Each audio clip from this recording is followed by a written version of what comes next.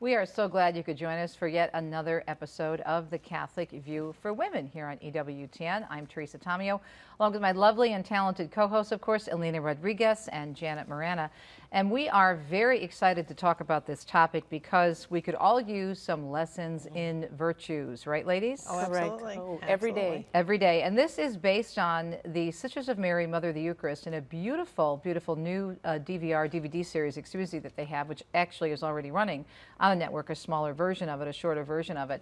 But they've been doing these series for students, for their students, because obviously they're well known. They're Dominicans, they're educators, they're incredible teachers of the faith. They happen to be at my parish in the Archdiocese of Detroit, St. Isaac Jogues, and they run the school there. And they're also, of course, at Spiritu Sancto Academies in Plymouth and Ann Arbor, Michigan.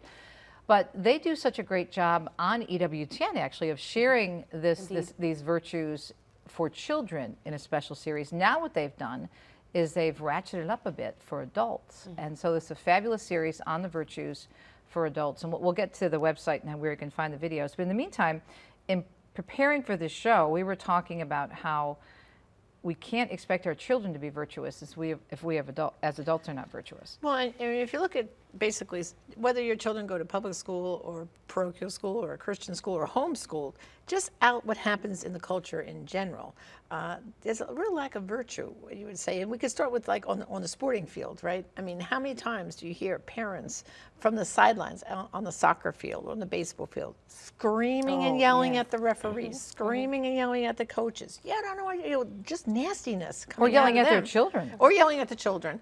And you say to yourself, wait a minute. This is a game. It's supposed to be fun.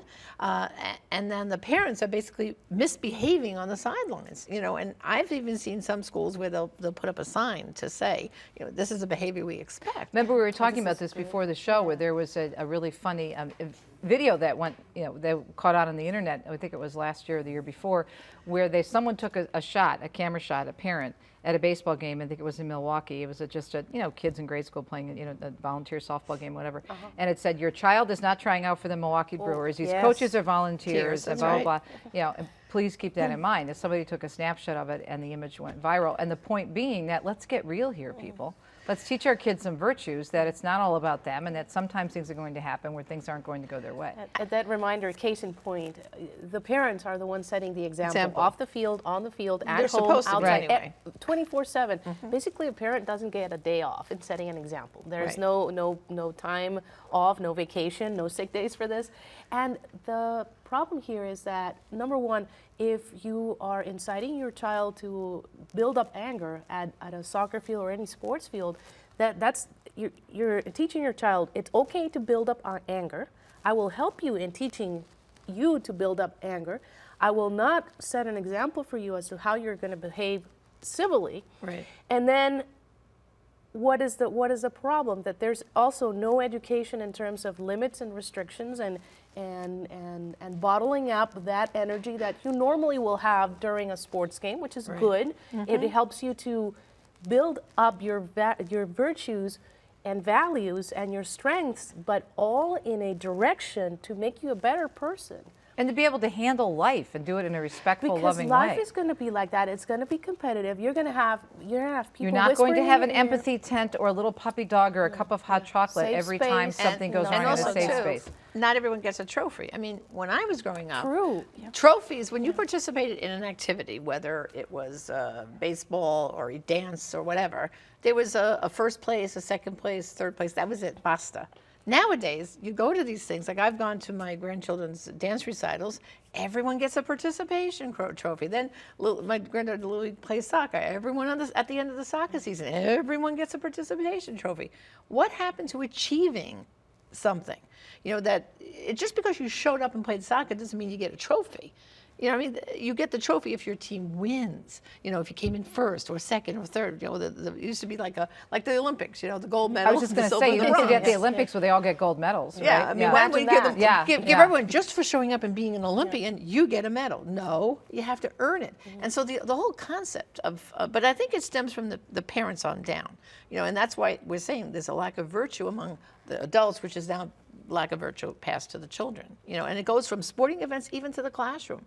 I mean, as a teacher myself, How many times? I mean, you were talking about this, Elena, when you come home from school, if you got a punishment of any, you got a double punishment at home. Oh Yes. yeah, the So parents the back parents- up what the the teachers parents- did and vice versa. 100%. Nowadays, Right. they Yep. challenge the teachers. Oh, I would have never thought Right. that my mother would challenge the teacher Right. when the teacher sent me home with a note that I could read. It was in a piece of paper that said I had been punished in class because I got caught talking. Talking. I had the same problem all the time. What a Talking. shock. Speaking of talking, we have to stop right now and take a break because we want to come back and show the video, the interview that we did with the Sisters of Mary, Mother of the Eucharist on their new Virtue series, which is available through the EWTN Religious Catalog. But we're talking about lessons in virtue on this episode of The Catholic View for Women. Stay tuned, more coming up.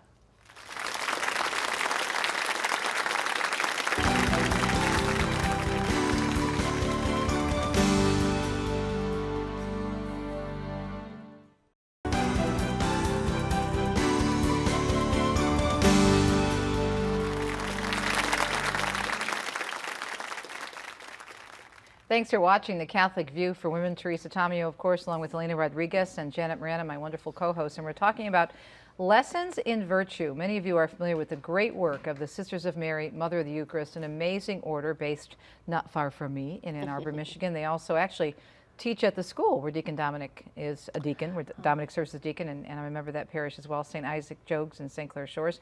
And this is where Janet and I taped the interview with two of the sisters, Sister Catherine Marie and Sister John Dominic, about this wonderful series on virtues, which is for adults. So we're going to roll a clip from the interview, then we'll come back and talk more about how you can find this particular series, not only on EWTN, but out there to maybe purchase it for yourself, but also more about what it means to being in a virtuous life.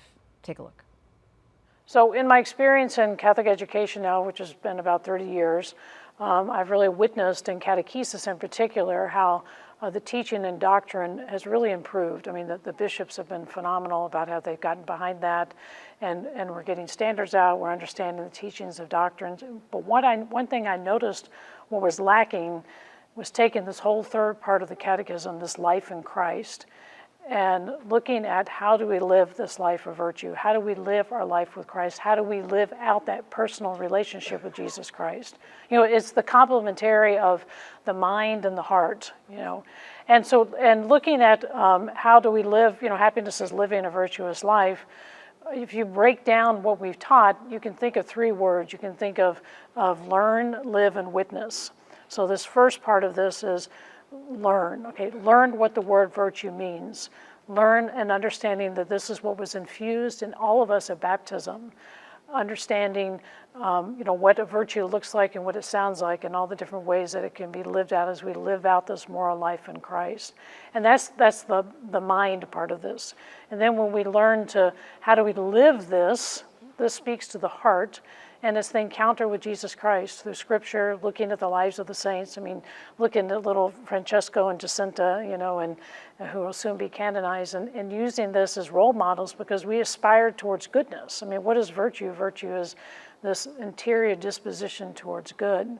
So once you have the mind and the heart involved, then you want to be that witness. You want to go out and to evangelize.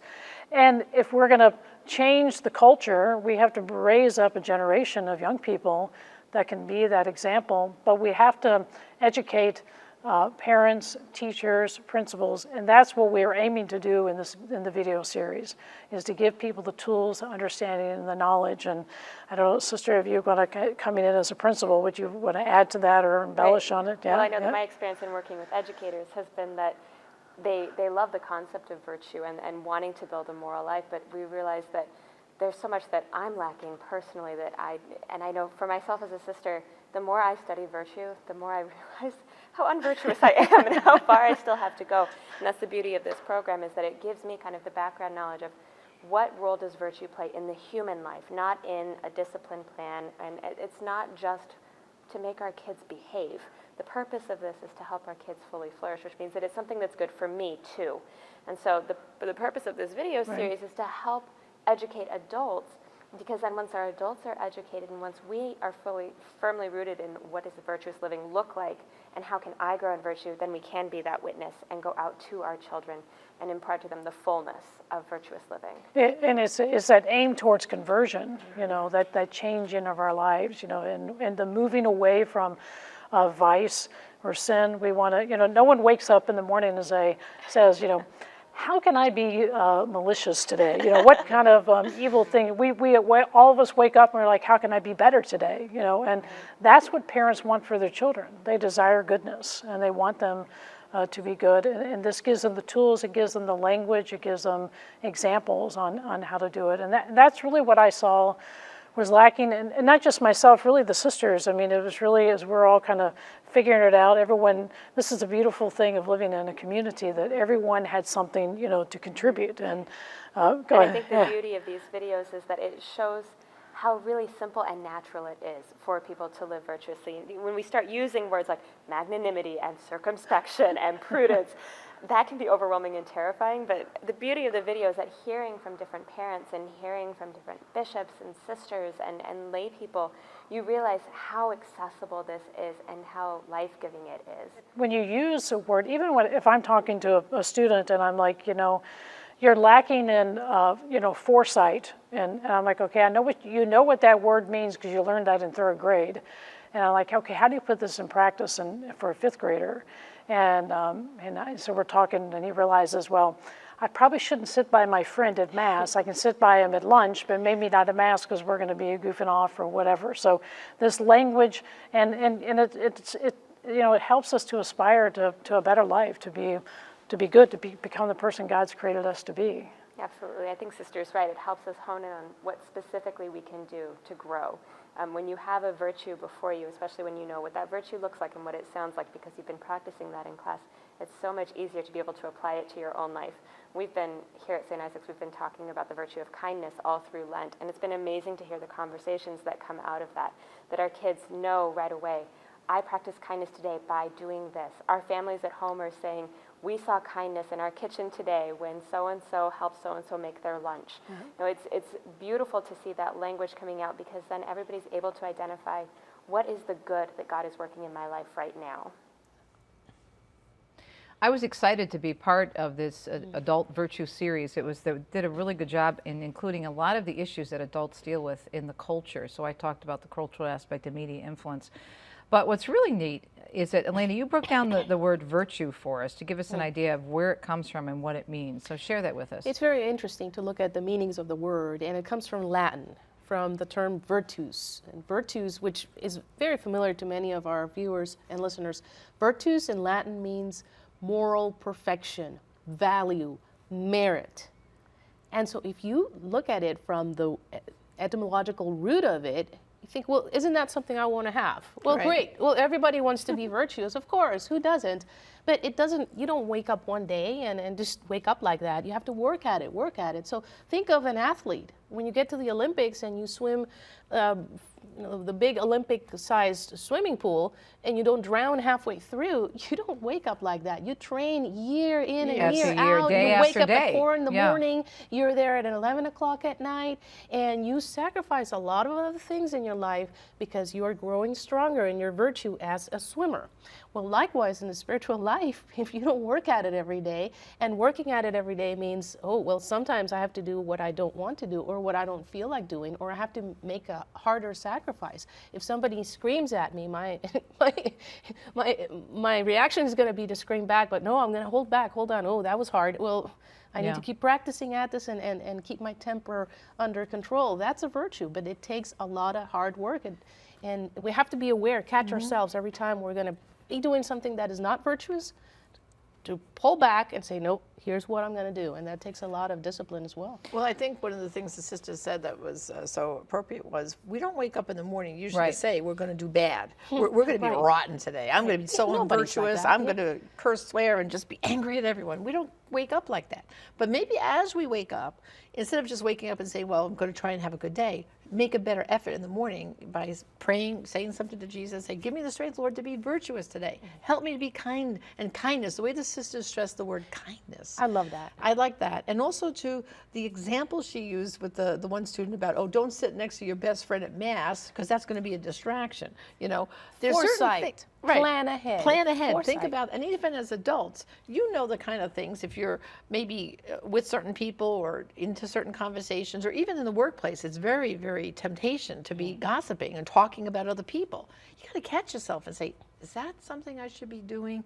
Is that something so virtuous that, you know, that I should or shouldn't be doing? So a lot of these points, I think, it's beautiful that they're doing this for the children, but I think as adults, we need the adult version, you know, the adult program desperately, I think, in the society we're in, because even those of us who, you know, we try to do our daily prayers, we go to Mass, we do this, then you get out, you step out. Did you ever watch at Sunday Mass when they leave the church in the parking lot? Did you ever watch people?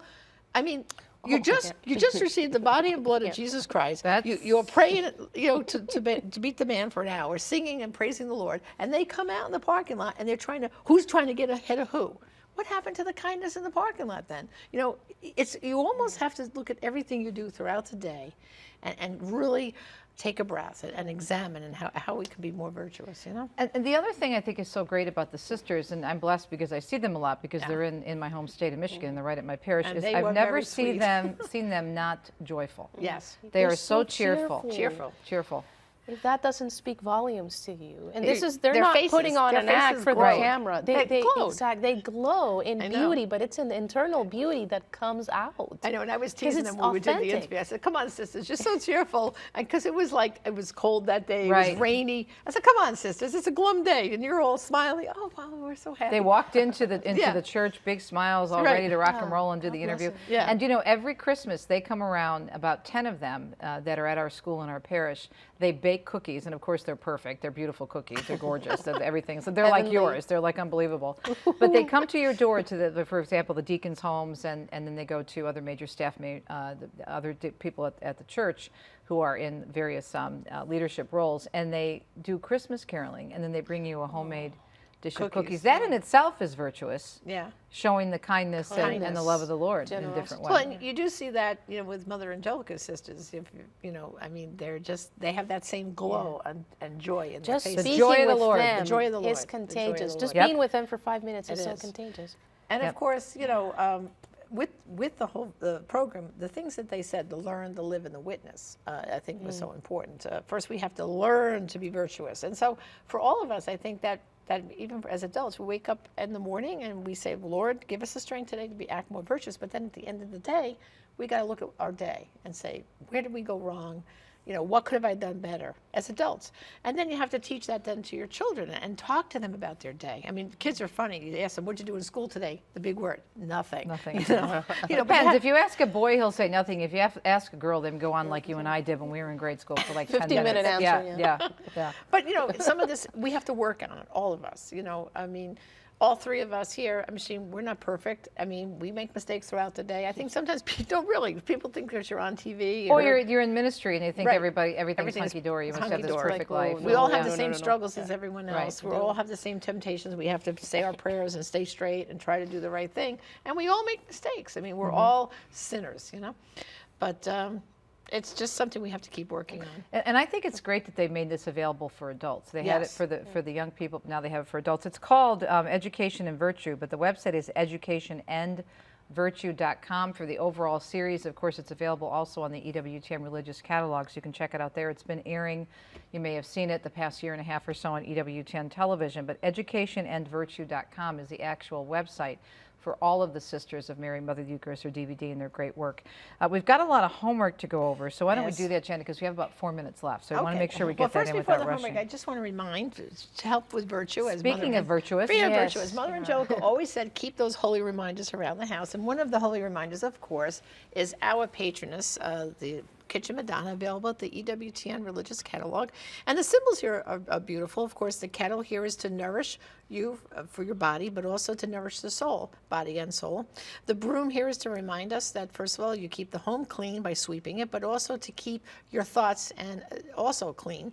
And then the keys here, keeping the home safe and secure, locking the home, but also that Mary will lead us to open the keys to the kingdom, of course, if we're virtuous. I really like that version, the bronze version. The bronze version It's is really beautiful. nice. It's nice and heavy. Yeah. Of course, we have it in our homes, and I encourage you, because Don't you say, Teresa, when that's sitting in that kitchen and people She's sit been in around my the kitchen table, ever since you gave her to me, right there on the windowsill. And it keeps the conversations on a nicer note. And again, keeping those holy reminders in your home also helps to lead us to virtue. Also, an opportunity to educate others in virtue, because That's right. people will say, "Oh, what is that?" Okay, I've Right, never seen exactly. teacher time, on All to right.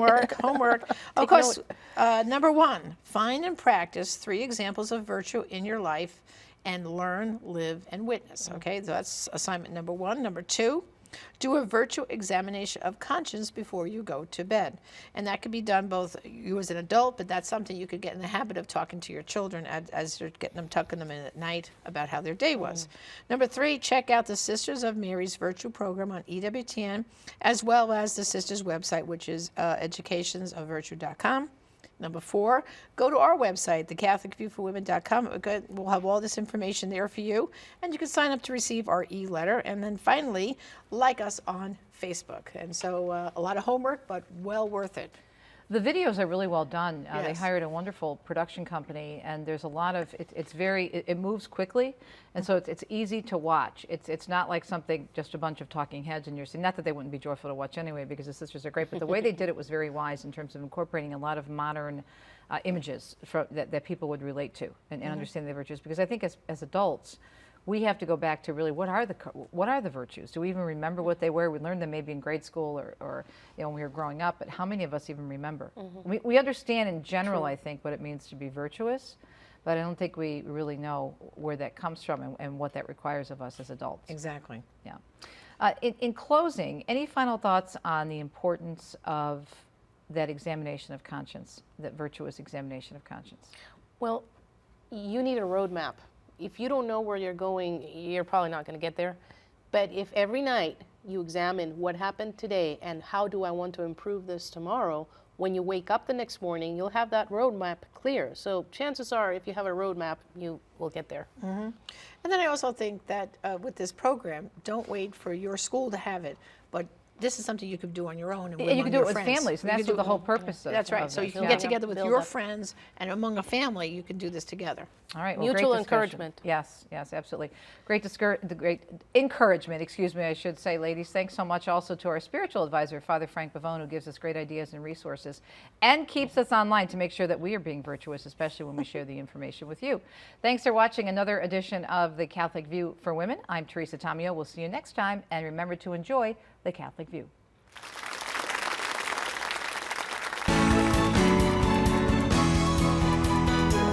Could you see my hands okay?